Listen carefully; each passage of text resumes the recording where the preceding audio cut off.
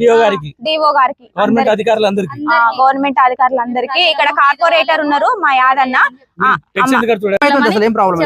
అన్న నమస్తే అన్న, మేము 10-15 సంవత్సరాల నుంచి ఇక్కడ ఇండ్లు కట్టుకొని ఉంటున్నాం అన్న. అయితే మాకు రోడ్ డ్రైనేజ్ శాంక్షన్ అయింది, డ్రైనేజ్ చేసిండు. మా కార్పొరేటర్ తోటి మేము ఇబ్బందులు పడి మా కార్పొరేటర్ కి ఒప్పించి మేము ఇక్కడ డ్రైనేజ్ వేయించుకున్నాం. డ్రైనేజ్ వేసినాక ఒక 5-6 నెలలకి మాకు రోడ్ శాంక్షన్ అయింది. రోడ్ వేసిండు, సంతోషంగా ఉన్నాం.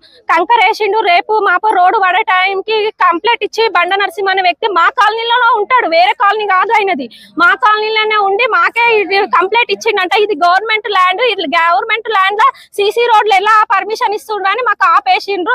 మేము మేయర్ దగ్గరికి వెళ్ళినాం, మేయర్ తోటి మాట్లాడినాం. మేయర్ కూడా వచ్చి చూసిండు.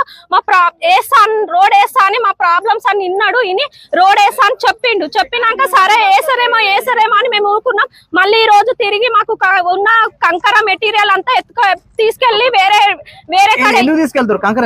అదే కంప్లైంట్ ఇస్తున్నారు. ఇది గవర్నమెంట్ ల్యాండ్ వేయొద్దు అని మా పేద ప్రజలని అన్యాయం చేద్దామని చూస్తున్నారు. మేము ఇంత ఇది గవర్నమెంట్ రోడ్ అయితే